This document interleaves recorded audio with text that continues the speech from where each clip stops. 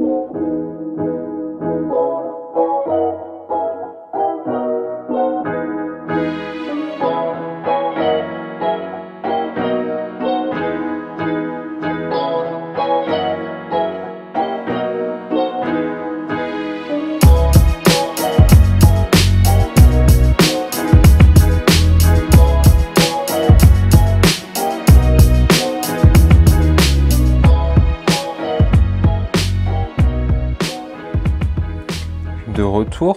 Alors voilà un petit peu ce que donne le résultat final. Alors, dans l'ensemble, l'assemblage s'est très bien passé. Je veux dire, j'ai eu quelques difficultés au niveau du positionnement des fusibles, un petit peu chaotique. Également au niveau de l'assemblage des TP4056, tout simplement parce que l'empreinte que j'ai choisie ne correspond pas à ce que j'ai reçu. Pourtant, j'ai vérifié X fois, j'ai mesuré tout ça sur EasyEDA quand j'ai fait les PCB. J'ai vraiment fait en sorte d'essayer de tout calculer pour que ça puisse aller nickel. Sauf que finalement, bah, ça ne convient pas. Donc bon, c'est pas grave, de toute manière, j'ai grugé un petit peu en fait. Je sais pas si vous arriverez à voir, je ne pense pas. Mais les pins en fait, ils sont légèrement en pente. Aussi bien des deux côtés, en fait, ils font une petite fourche. Ils ont une légère inclinaison, bon j'accentue avec mes doigts, mais ils ont une légère inclinaison pour pouvoir compenser ce petit décalage. Hein. C'est l'histoire de 1 à 2 mm. Il y a même pas, il y a 1 mm je pense à peu près approximativement. Donc je tenais quand même à le préciser. Après bon, ils sont plus ou moins bien assemblés. Sinon dans l'ensemble, bon, rien de très spécifique, ça a été vraiment nickel, j'ai pas eu de problème. De ce fait, j'en ai également fait un deuxième pour dire de pouvoir pousser le test un petit peu plus loin par la suite. Voir un petit peu à quoi ça ressemble. Bon, encore une fois là-dessus, ça a été nickel. Bon, comme d'habitude, toujours le même problème au niveau des TP4056 hein, qui sont trop grands. L'empattement entre les deux pins en fait ne correspond pas à l'empreinte que j'ai choisie. C'est dommage. Je vais essayer de modifier sur EasyEDA l'empreinte choisie. C'est compliqué parce qu'il existe plusieurs TP4056. C'est compliqué d'avoir la bonne empreinte et d'avoir une empreinte à peu près correcte. Alors que si on regarde un petit peu la sérigraphie, je vous montre ça tout de suite, mais voilà un petit peu à quoi ça ressemble. Donc ça correspond vraiment à ce genre de PCB. Donc voilà, c'est un petit point quand même que je voulais souligner.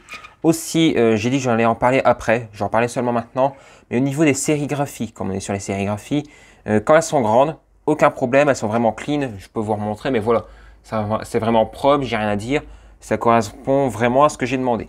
Par contre, quand elles sont un peu plus fines, beaucoup plus petites, même je dirais même plus, je vous montre ça tout de suite. Il faut juste que je récupère les PCB. J'ai mis du scotch dessus uniquement pour éviter de trop vous spoiler un petit peu ce qui va arriver par la suite. C'est juste pour ça. Sinon, j'ai rien à cacher en réalité, mais c'est juste pour éviter de trop vous spoiler. Donc voilà un petit peu à quoi ressemblent les PCB. Ils font à peu près 2 cm par 4-5 approximativement. Et la sérigraphie, voilà, vous pourrez constater qu'elle est vraiment très très petite. Et je vous montre. Alors là, j'essaie de faire la mise au point.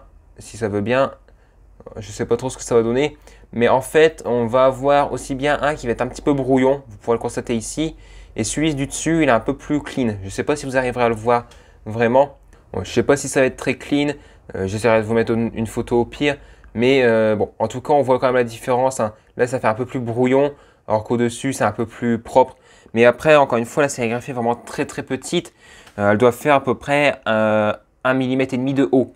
Au niveau hauteur. Donc c'est vraiment très très petit, donc c'est normal, ils sont un peu brouillons. Voilà. Là-dessus aussi, je voulais préciser quand même ce petit point, que quand c'est petit, bah, c'est pas parfait, hein.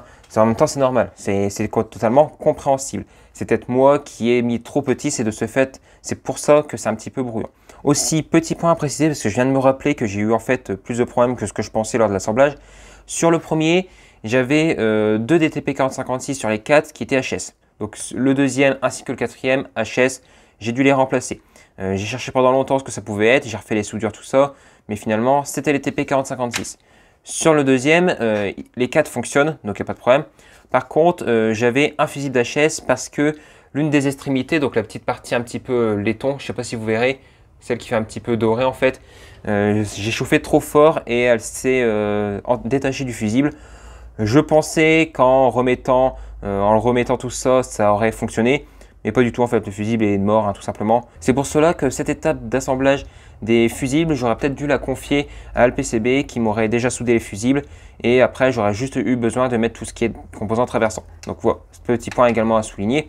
Bon, je ne perds pas de temps, je passe tout de suite au test. Donc pour cela, je récupère une XC60 femelle et je vais tout simplement venir la connecter sur XC60 mâle ici. Hein. Voilà pourquoi au début j'avais dit qu'il fallait avoir des XC60 femelles en plus, pour pouvoir tout simplement alimenter le tout. Je vais tout de suite mettre donc sous tension mon alimentation de labo, fait maison, tout ça. Désolé si ça fait un peu de bruit, les ventilateurs sont vraiment pourris dessus. Donc désolé, hein, je ne peux pas faire autrement malheureusement. Bon, voilà un petit peu ce que ça donne. Donc là pour l'instant tout s'allume en bleu, c'est normal. Il n'y a pas d'accu pour l'instant.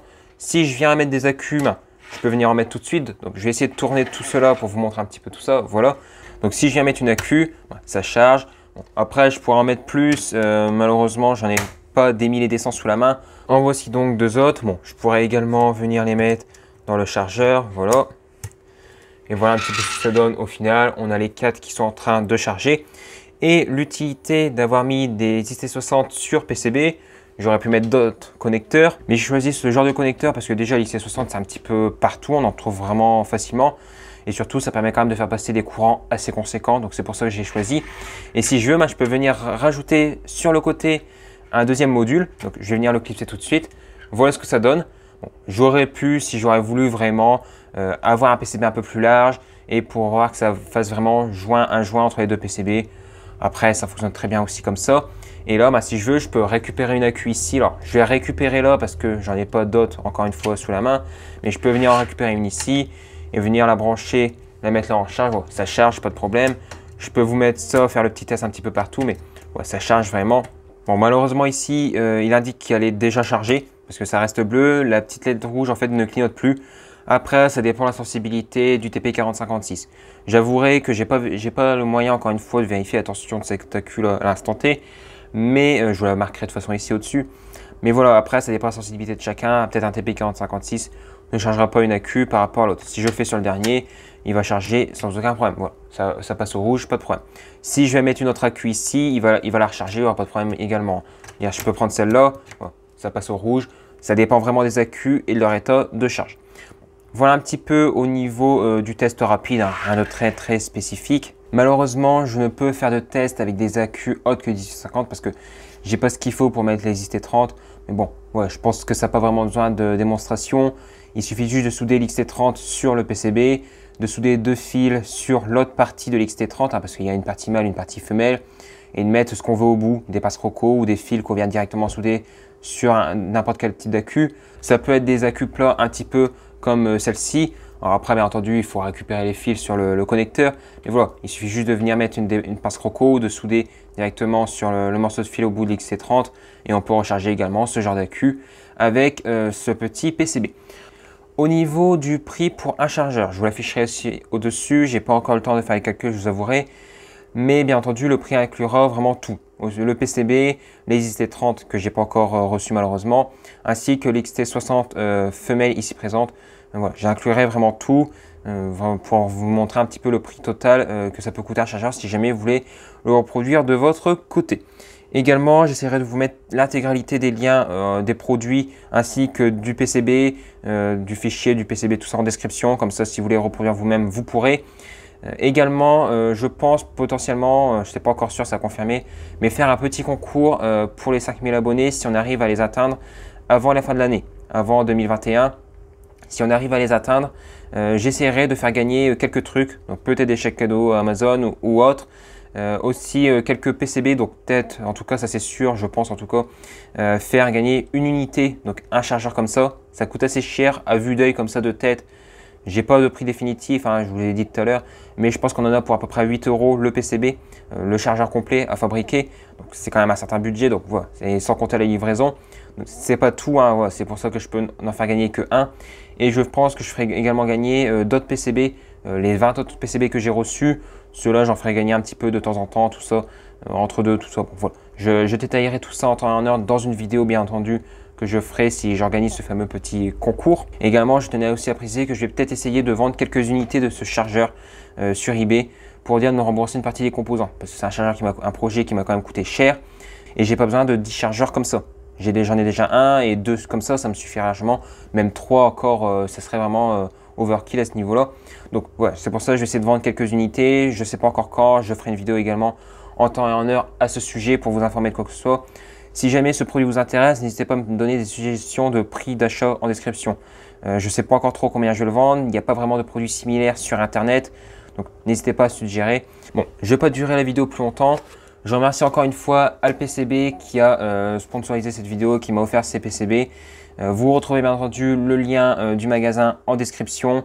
N'hésitez pas à aller faire un tour, n'hésitez pas à aller passer quelques commandes de ma part, ça ferait toujours très plaisir. Et comme d'habitude, si jamais vous avez la moindre question, n'hésitez pas à la mettre en commentaire de la vidéo. J'essaierai d'y répondre du mieux que je peux. N'oubliez pas aussi, si la vidéo vous a plu, à la partager, à la liker, c'est très important. Et aussi n'oubliez pas pour le référencement un petit commentaire, ça fait toujours très plaisir. Et surtout n'oubliez pas de vous abonner, c'est la chose la plus importante. Je remercie encore une fois toutes les personnes qui s'abonnent. N'oubliez pas de vous abonner, très important, peut-être un petit concours. Et moi je vous dis salut à tous et à la fois prochaine.